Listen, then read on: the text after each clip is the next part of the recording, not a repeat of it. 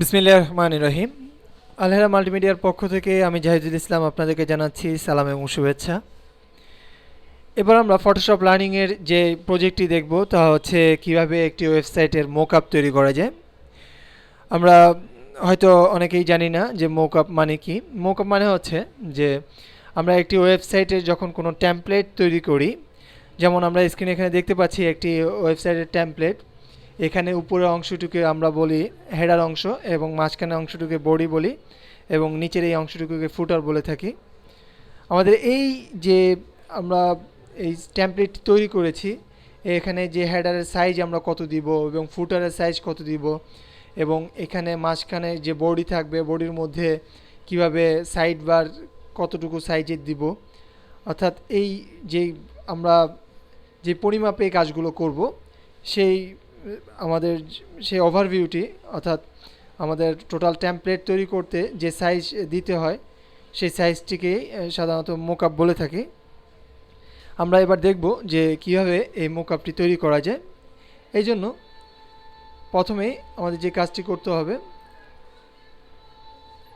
তা হচ্ছে ফাইলে গিয়ে নিউতে ক্লিক করব অথবা কিবোর্ড থেকে কন্ট্রোল এন চেপে আমরা নিউ ডকুমেন্টে চলে যাব।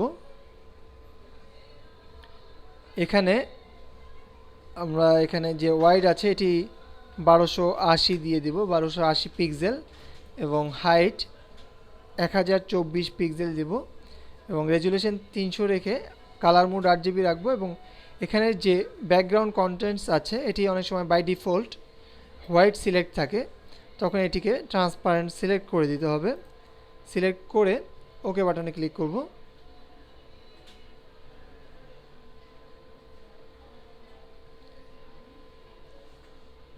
আমরা এখানে দেখতে পাচ্ছি যে আমাদের সেই ক্যানভাসটি দেখা যাচ্ছে, ট্রান্সপারেন্ট ক্যানভাস। এবার এই ক্যানভাসটিকে কিভাবে কালার করা যায় তা দেখব। এই জন্য আমরা প্রথমে আমাদের যে টুলবারের যে সেট ফোরগ্রাউন্ড কালার আমরা বাম পাশে দেখতে পাচ্ছি, এই সেট ফোরগ্রাউন্ড কালারের মধ্যে বক্সের মধ্যে ক্লিক করলে এখানে কালার পিকার পাবো। এই কালার পিকারে এখানে আমরা যে কোডটি লিখে দিব তা হচ্ছে EA। এখানে আমরা কালার কোডটি লিখছি EA EA EA, অর্থাৎ EA EA EA লিখে ওকে বাটনে ক্লিক করব। ওকে বাটনে ক্লিক করার পরে আমাদের যে কাজটি করতে হবে তা হচ্ছে আমরা টুলবারের এই উপরে যে টুলটি আছে রেক্টেঙ্গুলার মার্কিং টুল, এই টুলটি সিলেক্ট করব।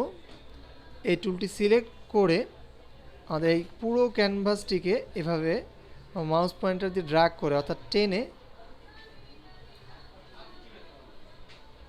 আমরা এখানে এই কর্নার থেকে অর্থাৎ এই বাম দিকের কর্নার থেকে আমরা পুরো ক্যানভাসটিকে সিলেক্ট করব। এভাবে পুরো ক্যানভাসটিকে সিলেক্ট করার পরে আমরা চলে যাব এডিট মেনুতে। এডিট থেকে ফিল, এখানে ফিল দেখতে পাচ্ছি, এই ফিলে ক্লিক করব অথবা কিবোর্ড থেকে যদি শিফট F5 চাপি তাহলে আমাদের এটি ফিল হয়ে যাবে। আমরা এখানে ফিলে ক্লিক করব। ফিলে ক্লিক করার পরে এখানে ওকে বাটনে ক্লিক করব।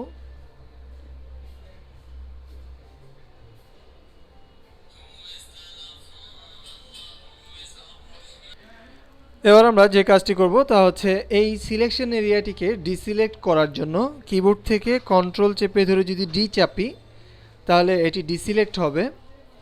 এবার এখানে যে লেয়ার 1 নামে যে লেয়ারটি আছে এই লেখাটির উপরে যদি ডাবল ক্লিক করি তাহলে এটিকে রিনেম করা যাবে। এখানে আমরা ব্যাকগ্রাউন্ড লিখে দিব।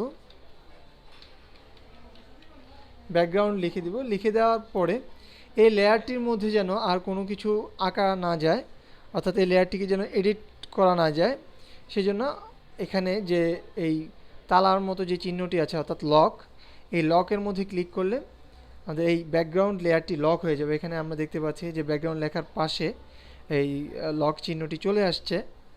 এবার যে কাজটি করব তা হচ্ছে আমাদের যে মেইন পেজটি তৈরি করব, অর্থাৎ টেমপ্লেটের মেইন পেজ, সেই পেজটির সাইজ নির্ধারণ করব। এই সাইজ নির্ধারণ করার জন্য আমাদের এখানে যে স্লাইস টুলটি আছে অর্থাৎ টুলবারের স্লাইস টুল, এই স্লাইস টুলটি সিলেক্ট করব। সিলেক্ট করে এটি আমরা এখানে এই আমাদের ক্যানভাসের মধ্যে এভাবে স্লাইস করব। স্লাইস করার পরে আমরা এখানে দেখতে পাচ্ছি যে আমাদের এই বাম দিকের সাইজটি বেশি, অর্থাৎ এই স্লাইসিংয়ের সাইজ থেকে এই বাম দিকের আমাদের ব্যাকগ্রাউন্ড সাইজ একটু বেশি আমাদের ডান দিকের তুলনায়, অর্থাৎ ডান দিকে দেখতে পাচ্ছি একটু কম। এখন আমরা এই সাইজটিকে কিভাবে দুই দিকেই সমান করব তা কিভাবে করবে বা তা দেখব। এই জন্য এই আমাদের স্লাইসের মধ্যে এই এরিয়ার মধ্যে যদি ডাবল ক্লিক করি মাউস দিয়ে, এই ডাবল ক্লিক করলে এখানে স্লাইস অপশন পাবো। স্লাইস অপশনের মধ্যে এখানে নেম আছে, আমরা এই নেমটি রিনেম করব WRAPPER, র্যাপার লিখে দিব। এবং এখানে যে এক্স অ্যাক্সিস আছে এটি অবশ্যই 150 করে দিব। 150 করে ওয়াই অ্যাক্সিস 0 রাখবো অবশ্যই। এবং আমাদের এখানে যে ওয়াইড আছে অর্থাৎ এই স্লাইসের ওয়াইডটি আমরা অবশ্যই 980 করে দিব। অর্থাৎ আমাদের মূল টেমপ্লেটের সাইজটি ওয়াইডটি হবে 980 এবং হাইট যথারীতি 1024 দিব। 1024 দিয়ে ওকে বাটনে ক্লিক করব। আমরা এখন দেখতে পাচ্ছি যে আমাদের এই বাম দিকে এবং ডান দিকে এই স্লাইসের দূরত্ব সমান আছে। এবার আমাদের যে কাজটি করতে হবে তা হচ্ছে আমাদের এই মেইন টেমপ্লেটের পেজটির মধ্যে প্রথমে উপরের অংশটিতে আমাদের হেডার অংশ থাকে। এই হেডার অংশটি কিভাবে আমরা দেব, এখানে আমাদের এই স্লাইস টুলটি সিলেক্ট থাকা অবস্থায় এই কর্নার থেকে আমরা এভাবে স্লাইস করে দেব। এখন যে বিষয়টি লক্ষণীয় যে আমাদের এই যে হেডার অংশটুকু আছে এই হেডার অংশটুকু কত সাইজ দেব, আমরা কতটুকু সাইজ দিয়ে এই হেডার অংশটুকু ডিজাইন করব তা। এখন আমাদের এই হেডার অংশটুকুকে সাইজ দেওয়ার জন্য আমরা এই যে দ্বিতীয় যে স্লাইসটি করেছি এই সিলেকশন এরিয়াটির মধ্যে যদি ডাবল ক্লিক করি তাহলে এখানে আমরা এটির রিনেম করে দিতে পারি। প্রথমে REHEADER হেডার দিব এবং এখানে যে এক্স অ্যাক্সিস আছে এটি অবশ্যই 150, কারণ আমাদের প্রথম যে স্লাইসটি করেছি সেটি 150 ছিল, সেই জন্যই এটিও 150 দিব। আমরা এখানে আরেকটি পরীক্ষামূলক একটি কাজ করতে পারি, যেমন আমরা যদি আমাদের এই স্লাইসটি যদি 140 দিতাম, অর্থাৎ আমাদের আঁকার সময় যদি একটু কম বেশি হয়ে যেত, তাহলে আমরা দেখতে পাচ্ছি যে আমাদের এই স্লাইসটি থেকে এই স্লাইসটি একটু বাম দিকে সরে আসছে। এখন আমরা যদি আঁকার সময় আমাদের এরকম হয়ে যায়, অনেক সময় দেখা যায় যে আমাদের মাউস পয়েন্টার টানতে সমস্যা হয়, তখন আমরা যে কাজটি করব এই স্লাইসটি আঁকার পরেই আমরা এটির মধ্যে ডাবল ক্লিক করে এই স্লাইস অপশনে গিয়ে এখানে 150 করে দিলেই আমাদের ওই অ্যাকুরেট সাইজ হবে। এবং ওয়াইডটি আমরা যেহেতু এখানে এই সাইজটি আমরা 980 দিয়েছিলাম, 980 দিব। এবং হাইটের ব্যাপারটি হচ্ছে হেডারের হাইট আপনার ডিজাইন অনুযায়ী আপনি করতে পারেন। যেমন অনেক সময় আপনি আপনার ওয়েবসাইটের হেডার অংশটুকু ছোট করে দিবেন, তাহলে আপনি 150 করে দিতে পারেন। আবার যদি মনে করেন যে আপনার হেডার অংশের মধ্যে অনেক কিছু থাকবে তাহলে এইটির সাইজও আপনি 200 বা এর চেয়ে বেশি করে নিতে পারেন, এটি আপনার উপর ডিপেন্ড করবে। করার পরে আমাদের এই এবং ওয়াই অ্যাক্সিসটি অবশ্যই 0 রাখবো। 0 রাখার পরে যদি ওকে বাটনে ক্লিক করি তাহলে দেখব যে এই যে আমরা দেখতে পাচ্ছি আমাদের এই হেডারের অংশটু এবং র্যাপারের মূল সাইজটি একই সমান হয়ে গেছে। এবার এখানে যে কাজটি করব তা হচ্ছে আমাদের এই স্লাইস এরিয়াটির মধ্যে অন্য একটি কালার দিব। আমরা যদি আমাদের এই যে ফোরগ্রাউন্ড কালার আছে কালার বক্সের মধ্যে ক্লিক করে আমরা যে কোনো কালার সিলেক্ট করে নিতে পারি। এখানে আমরা কাজ করার জন্য ব্ল্যাক কালারটি সিলেক্ট করেছি। ব্ল্যাক কালারটি সিলেক্ট করে ওকে বাটনে ক্লিক করব। ওকে বাটনে ক্লিক করার পরে আমাদের এখানে যে সিলেকশন টুলটি আছে রেক্ট্যাঙ্গুলার মার্কিউ টুল, এই মার্কিউ টুলটি সিলেক্ট করে আমাদের এখানে এই এরিয়াটুকুকে আমরা এভাবে সিলেক্ট করব। এভাবে সিলেক্ট করব। অনেক সময় দেখা যায় যে আমাদের এই সিলেকশনের মধ্যেও অনেক কম বেশি হয়ে যায়। এই সিলেকশনটিও আমাদের যথারীতি আমরা ফিক্সড সাইজ করে আনতে পারি। সেজন্য আমাদের যে কাজটি করতে হবে তা হচ্ছে আমাদের এই রেক্টেঙ্গুলার মার্কি টুলটি সিলেক্ট করে আমরা চলে যাব এখানে উপরে স্টাইল দেখতে পাচ্ছি, এখানে এটি নর্মাল সিলেক্ট করা আছে, এটি এখানে আমরা ক্লিক করে আমরা এটি ফিক্সড সাইজ দেখতে পাচ্ছি, এই ফিক্সড সাইজ সিলেক্ট করে দেব। সিলেক্ট করে যেহেতু আমরা আমাদের এই র্যাপারের এই হেডারের সাইজ দিয়েছিলাম, ওয়াইড দিয়েছিলাম 980, এখানে 980 পিক্সেল লিখে দিব, অবশ্যই PX লিখে দিতে হবে, এবং হাইট আমরা দিয়েছিলাম 200, অবশ্যই এখানে 200 PX লিখে এবার আমরা যদি এই আমাদের এখানে ক্লিক করি অর্থাৎ এই কর্নারের দিকে, তাহলে দেখতে পাচ্ছি যে আমাদের অ্যাকুরেট সাইজ অনুযায়ী এটি সিলেক্ট হয়েছে। আমাদের এখন যদি এটি ডান দিকে বা বাম দিকে আমাদের কালার ফিল হয়, তখন আমরা এই আমাদের এই কালারটিকে আমরা মানে আমাদের যে মূল পেজ আছে মূল পেজের সাথে আমাদের কিবোর্ডের অ্যারো কির মাধ্যমে এটিকে পজিশনিং করিয়ে নিতে পারবো। যাই হোক, এবার আমরা এই এরিয়াটি সিলেক্ট করার পরে আমরা এখানে নতুন একটি লেয়ার তৈরি করে নেব। এখানে ক্লিক করে ক্রিয়েট নিউ লেয়ারে ক্লিক করে নতুন একটি লেয়ার তৈরি করব, করে এখানে আমরা এই এরিয়াটিকে ফিল করব। এডিটে গিয়ে ফিলে ক্লিক করব অথবা কিবোর্ড থেকে শিফট F5 চেপে এই ফিলে আমরা এখানে ওকে বাটনে ক্লিক করব।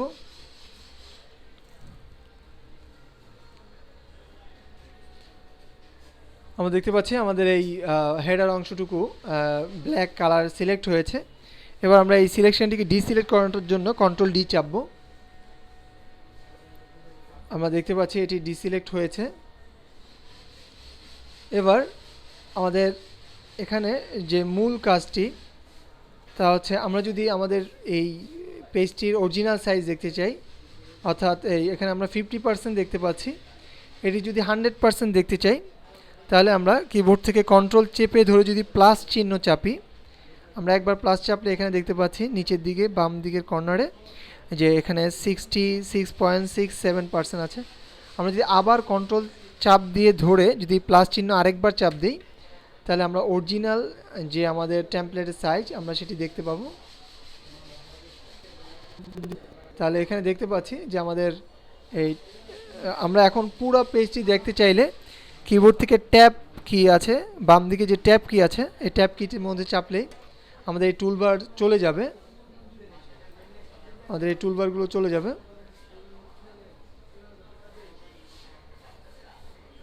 এখানে আমাদের এই টুলবারগুলো চলে যাওয়ার আগে আমাদের একটি বিষয় খেয়াল রাখতে হবে যে আমরা যেন এই এখানে যে উপরের যে সিলেকশন টুলটি মুভ টুলটি আছে এই মুভ টুলটি সিলেক্ট করব। সিলেক্ট করেই ট্যাবের মধ্যে ক্লিক করলেই আমাদের দুপাশে টুলবার এবং লেয়ার এগুলো চলে যাবে। আবার ট্যাবের মধ্যে ক্লিক করলে এগুলো চলে আসবে।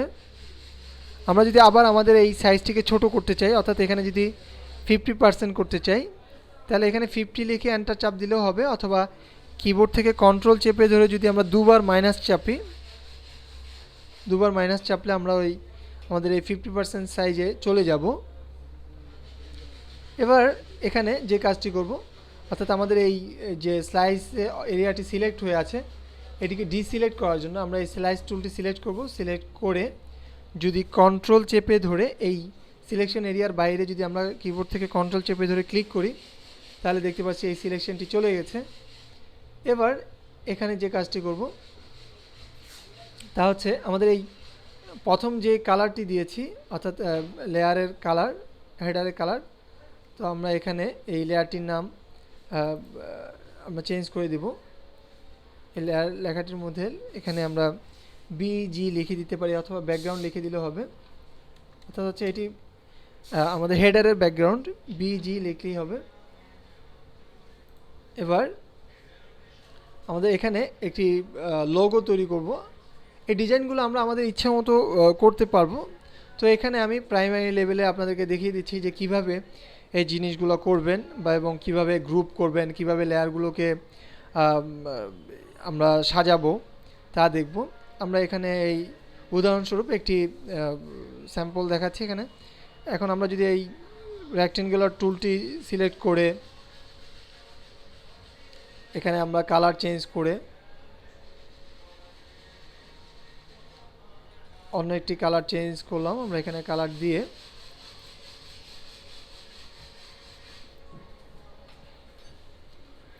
এখানে একটি যদি বাটন আঁকি, এভাবে বাটন এঁকে আমরা এই বাটনটি দেখতে পাচ্ছি। এবার আমরা আমাদের এই শেপ 1 নামে যেই বাটনটি আছে, এই বাটনটির উপরে মাউস পয়েন্টার দিয়ে রাইট ক্লিক করব। রাইট ক্লিক করে রেস্টারাইজ লেয়ারের মধ্যে যদি ক্লিক করি, তাহলে এটি রেস্টারাইজ হয়ে যাবে।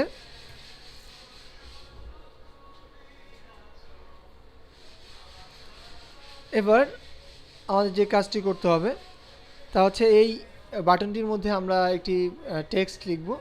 সেজন্য আমরা এই টেক্সট লেয়ারের মধ্যে ক্লিক করব, করে এখানে যে টেক্সট কালার বক্স আছে এই কালার বক্সের মধ্যে ক্লিক করব।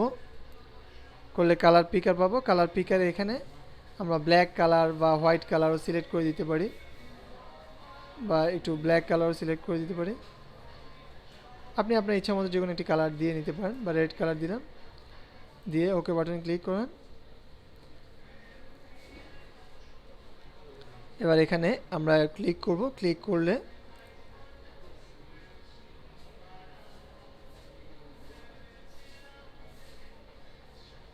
এখানে আমরা নতুন একটি লেয়ার দেখতে পাচ্ছি, অটোমেটিক ক্রিয়েট হয়েছে। এখানে যদি আমরা লোগো লিখি, এখানে লোগো দেখতে পাচ্ছি। তার মানে হচ্ছে এই রেক্টেঙ্গেলটি, অর্থাৎ এই শেপ এবং এই লোগো, এই দুটি লোগোর মধ্যে পড়েছে। এবার আমরা যদি আমাদের এই লেয়ারটিকে আমরা লোগোর মধ্যে নিয়ে আসবো, অর্থাৎ একটি গ্রুপের মধ্যে নিয়ে আসবো, তখন আমরা কি করব, যে এই শেপ 1 এবং লোগো এই দুটো লেয়ারকে আমরা কিবোর্ড থেকে কন্ট্রোল চেপে ধরে লেয়ারগুলোর উপরে ক্লিক করলে লেয়ারগুলো সিলেক্ট হবে। সিলেক্ট করার পরে এখানে আমরা নিচে দেখতে পাচ্ছি যে ক্রিয়েট নিউ গ্রুপ, এই গ্রুপের মধ্যে ক্লিক করব। এবং গ্রুপের মধ্যে ক্লিক করার পরে আমরা যদি এখন এই গ্রুপটিকে এভাবে আমরা এই লেয়ার দুটিকে এই গ্রুপের মধ্যে ড্র্যাগ করে টেনে এনে ছেড়ে দেব, এবং শেপ এই 1 লেয়ারটিকেও এই গ্রুপের মধ্যে টেনে এনে ছেড়ে দেব। বা এখানে আরেকটি কাজ আপনাদের সুবিধার্থে আপনারা করতে পারেন। এই যেমন আমরা যদি আনডু করি এই গ্রুপ করার ব্যাপারে, আমরা যদি আনডু করে দেখি, যেমন আমাদের এই লোগো এবং শেপ লেয়ার দুটিকে আমরা কন্ট্রোল চেপে ধরে সিলেক্ট করলাম, দুটির মধ্যে ক্লিক করেই দুটি সিলেক্ট করলাম। সিলেক্ট করার পরে আমরা যদি কিবোর্ড থেকে কন্ট্রোল চেপে ধরে জি চাপি, জি ফর গড, আমরা জি চাপলেই আমরা দেখতে পাবো যে এই দুটি লেয়ার এই গ্রুপ 1-এর মধ্যে চলে গেছে। এখন আমরা এই গ্রুপ 1 লেখাটিকে রিনেম করব। সেজন্য এই গ্রুপ 1-এর মধ্যে ডাবল ক্লিক করব, এই লেখাটির উপরে ডাবল ক্লিক করে, যেহেতু এটির মধ্যে আছে লোগো, অর্থাৎ লোগোর জন্য আমরা যে রেক্টেঙ্গেল যে শেপ তৈরি করেছি এবং টেক্সট এই এই দুটি লেয়ারই এর মধ্যে রেখেছি। এখন আমরা লোগো তৈরি করতে যা ইউজ করব সব কিছুই এই লোগো লেয়ারের মধ্যে রাখবো, আর লোগো গ্রুপের মধ্যে রাখবো। এবার আমাদের আরেকটি কাজ, তা হচ্ছে যে আমরা নেভিগেশন তৈরি করব। সেই জন্যে এখানে আমাদের টুলবারের যে হরিজন্টাল টাইপ টুলটি আছে, এই হরিজন্টাল টাইপ টুলটি সিলেক্ট করব। সিলেক্ট করে এখানে টেক্সট কালার আমরা চেঞ্জ করে দিব। চেঞ্জ করে এটি সাদা কালার আমরা ড্র্যাগ করে সিলেক্ট করে দিতে পারি, অথবা এখানে 6টি F লিখে দিলে সাদা কালার কোড হবে। আমরা ওকে বাটনে ক্লিক করব। ক্লিক করার পরে এখানে আমরা যে আমাদের এখানে আমরা এই টেক্সট কালার চুজ করার পরে আমাদের এই নেভিগেশন দেওয়ার সময় আমাদের একটি বিষয় অবশ্যই খেয়াল রাখতে হবে। আমরা নেভিগেশনের যে ফন্ট টাইপ ইউজ করব, অর্থাৎ সেটি অবশ্যই এরিয়াল ইউজ করলেই বেটার ইউজ করাটা। আমরা এখানে এরিয়ালটি সিলেক্ট করে দেব। উপরে এখানে দেখতে পাচ্ছি এরিয়াল, আমরা এই এরিয়ালটি সিলেক্ট করব। এবং এখানে যে সাইজ আছে সাইজটিকে একটু বাড়িয়ে নিতে পারি। সাইজটিকে বাড়িয়ে আমরা 18 অথবা 24, 18ই করে দিই এখানে। এবার আমরা অর্থাৎ এই লোগো লেয়ারের উপরে নতুন একটি লেয়ার তৈরি করব। এখানে ক্লিক করলে নতুন লোগোর উপরে নতুন একটি, অর্থাৎ আমরা লোগো লেয়ারটি প্রথমে সিলেক্ট করব। সিলেক্ট করে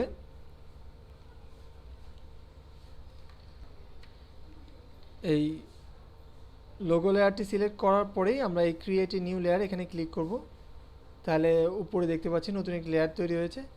এবার আমরা এখানে যদি ক্লিক করি, ক্লিক করে যদি আমরা টেক্সট লিখি অর্থাৎ নেভিগেশন,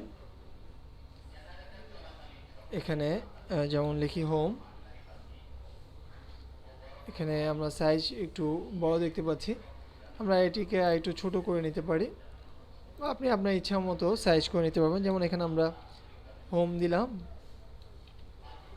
এখানে দুটি স্পেস দিলাম, দিয়ে অ্যাবাউট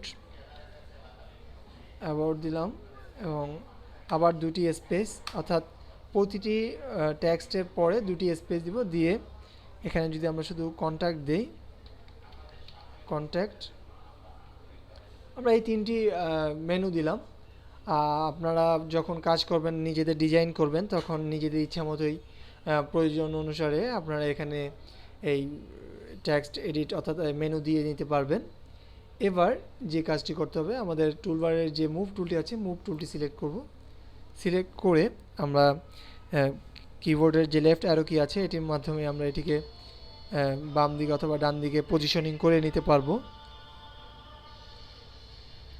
এবার আমাদের এখানে যে কাজটি করতে হবে তা হচ্ছে, আমাদের এখানে এই লেয়ারটির নাম দেব, অর্থাৎ এই লেয়ারটিকে একটি গ্রুপের মধ্যে রাখবো। যেমন এই হোম, অ্যাবাউট, কন্ট্যাক্ট, আমরা এই লেয়ারটিকে সিলেক্ট করে যদি কিবোর্ড থেকে কন্ট্রোল চেপে ধরে জি চাপি, তাহলে এটি একটি গ্রুপ হয়ে যাবে। এই গ্রুপটির নাম দিব টপ নেভ অর্থাৎ টপ নেভিগেশন, এই উপরের নেভিগেশন, এটির নাম দিব এটি। এবার আমাদের এই হোম, যেমন আমরা অনেক সময় দেখি যে হোম একটি মেনু অন্য একটি বাটনের মতো সিলেক্ট করা আছে, সেই কাজটি যদি করি, যেমন আমরা এখান থেকে যদি টুলবার থেকে আমাদের এই রাউন্ডেড রেক্ট্যাঙ্গেল টুলটি সিলেক্ট করি,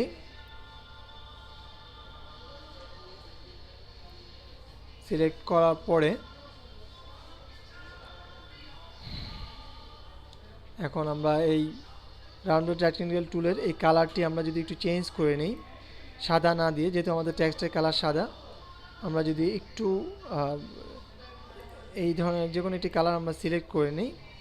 সিলেক্ট করে যদি এখানে আমাদের এই হোম লেখাটির উপরে যদি এভাবে একটি রেক্ট্যাঙ্গেল আমরা আঁকি, যেমন এতটুকু রেক্ট্যাঙ্গেলটি আঁকলাম, আঁকার পরে আমরা এখানে দেখতে পাচ্ছি শেপ 2 নামে নতুন একটি লেয়ার তৈরি হয়ে গেছে। এবার আমরা এই শেপ 2 লেয়ারটির উপরে মাউস পয়েন্টার দিয়ে রাইট ক্লিক করব, করে এটিকে রেস্টারাইজ লেয়ারে এখানে ক্লিক করব, অর্থাৎ রেস্টারাইজ করব। এখানে রেস্টারাইজ করার পরে যেহেতু আমাদের টেক্সটটি দেখা যাচ্ছে না, অর্থাৎ আমাদের এখানে শেপ 2 লেয়ারটি উপরে, এখন আমরা এই শেপ 2 লেয়ারটিকে মাউস পয়েন্টার দিয়ে টেনে ধরে অর্থাৎ ড্র্যাগ করে এই হোম, অ্যাবাউট এই টেক্সট লেয়ারটি নিচে এনে ছেড়ে দিলে আমরা এখানে দেখতে পাচ্ছি যে আমাদের হোম টেক্সটটি দেখা যাচ্ছে। অর্থাৎ আমাদের এই যে নেভিগেশন, টপ নেভিগেশনের মধ্যে যা করব, কালার চেঞ্জ করব বা যাই করব, তা আমরা একটি গ্রুপের মধ্যে রাখবো, অর্থাৎ টপ নেভ গ্রুপের মধ্যে রাখবো। এবং এই শেপ 2, এটির নাম শেপ 2 না দিয়ে এটির নাম আমরা রিনেম করে দিতে পারি। এটির নাম রেক্ট্যাঙ্গেল দিতে পারেন অথবা শুধু শেপ দিতে পারেন, আপনি আপনার ইচ্ছা মতো, যেন বোঝা যায় অন্য কেউ যদি আপনার এই টেমপ্লেটটি এডিট করতে চায়, সে যেন দেখেই বুঝতে পারে যে এই শেপটি দেখলে যেন বুঝতে পারে যে হ্যাঁ, এই টপ নেভিগেশনের এই শেপটি ইউজ করা হয়েছে। এখন আমরা যদি এখানে এসে লেয়ারটির পাশে এই যে চোখটি দেখতে পাচ্ছি, এটির মধ্যে যদি ক্লিক করি তাহলে দেখতে পাচ্ছি যে আমাদের এই যে রাউন্ডেড রেক্টেঙ্গেলটি ছিল সেটি চলে গেছে। আবার ক্লিক করলে এখানে চলে আসবে। এভাবে আপনি এখানে যে অর্থাৎ হেডার অংশের মধ্যে যে কাজগুলো করবেন সেই কাজগুলো এরকম গ্রুপের মধ্যে করে নিলেই অন্যান্য ইউজারদের এটি এডিট করতে সুবিধা হবে। এবার আমাদের এই হেডার অংশের মধ্যে যেহেতু এই প্রথম ব্যাকগ্রাউন্ড কালারটি ছিল এবং তারপরে ছিল লোগো এবং তারপর হচ্ছে টপ নেভিগেশন, এবং আপনি যদি এখানে চান যে সার্চ বাটন অ্যাড করার জন্য সার্চ বক্স এবং সার্চ বাটন, তাহলে এখানে আপনি সার্চ বক্স এবং সার্চ বাটন এই দুটি লিখে আবার একটি সার্চ গ্রুপের মধ্যে তৈরি করতে পারবেন। এবার আমাদের এই সবগুলো কাজই যেহেতু হেডার অংশের মধ্যে হয়েছে, তাই এই সবগুলো গ্রুপ এবং লেয়ারকে আমরা আরেকটি গ্রুপের মধ্যে নিয়ে যাব। যেমন আমরা কন্ট্রোল চেপে ধরে আমরা সবগুলো লেয়ারকে সিলেক্ট করব। প্রথমে শুধু এই ব্যাকগ্রাউন্ড লেয়ারটি অর্থাৎ নিচের যে লেয়ারটি অর্থাৎ এই পুরো পিছনের যে লেয়ারটি আছে এই লেয়ারটি ছাড়া অর্থাৎ নিচের লেয়ারটি ছাড়া সবগুলো লেয়ারকে সিলেক্ট করে কিবোর্ড থেকে যদি কন্ট্রোল চেপে ধরে জি চাপি অর্থাৎ গ্রুপ করি, তাহলে আমরা দেখতে পাচ্ছি যে সবগুলো লেয়ার একটি গ্রুপের মধ্যে চলে আসছে। এখন আমরা এই গ্রুপ 1 লেয়ারটির মধ্যে ডাবল ক্লিক করব। ডাবল ক্লিক করে এটির নাম দিয়ে দেব হেডার, HEADER, হেডার দিয়ে দেব। অর্থাৎ এই হেডারের মধ্যেই আমাদের যেই কাজগুলো আছে টপ নেভ অর্থাৎ এই টপ নেভিগেশন, তারপরে এখানে এই নিচের দিকে যে আছে লোগো, আমাদের এই লোগোর মধ্যে আবার শেপ আছে। আমরা যেমন এই লোগোর মধ্যে যদি এখানে ক্লিক করি তাহলে দেখতে পাচ্ছি যে লোগো গ্রুপের মধ্যে এই শেপ 1 আছে। তাহলে এখানে এই শেপ 1 না দিয়ে এটির নাম আপনি রিনেম করে দিতে পারেন। যেমন এই শেপ লেখাটির মধ্যে ডাবল ক্লিক করে শুধু 1 টিকেটে দিলাম, শুধু শেপ রেখে দিলাম, এরকমও করতে পারি। এভাবে আপনি হেডার অংশের মধ্যে যে জিনিসগুলো অ্যাড করবেন তা এরকম, যেমন শুধু যদি আমরা এখানে শুধু ব্যাকগ্রাউন্ড চেঞ্জ করেছি সেই জন্য এখানে আর এটিকে গ্রুপ করার প্রয়োজন হয়নি, কারণ এটি এখানে একটি লেয়ারই যথেষ্ট। আর লোগোর মধ্যে যেহেতু আমাদের এখানে দুটি কাজ আছে অর্থাৎ একটি শেপ তৈরি করতে হয়েছে এবং তার উপরে একটি টেক্সট লিখতে হয়েছে, এই জন্য লোগোর মধ্যে দুটি লেয়ারের কারণে আমরা এই লোগোটিকে আরেকটি গ্রুপের মধ্যে নিয়ে আসছি। এভাবে আপনি হেডার অংশে যা ইউজ করবেন সব কিছু গ্রুপের মধ্যে এনে এই হেডার গ্রুপের মধ্যে সবগুলোকে রেখে দিবেন, তাহলে আমাদের ইউজারদের এই হেডার অংশটুকু এডিট করতে সুবিধা হবে। তো আমরা পরবর্তী লেসনে আমরা দেখব যে আমাদের এই বডি অংশে বডিটুকু কিভাবে স্লাইস করতে হয় এবং এই বডির কিভাবে কোন পাশে আমরা সাইড বার ইউজ করব এবং সাইড বারের সাইজ কত দিব সেইগুলো আমরা পরবর্তী অধ্যায়ে আলোচনা করেছি। ধন্যবাদ।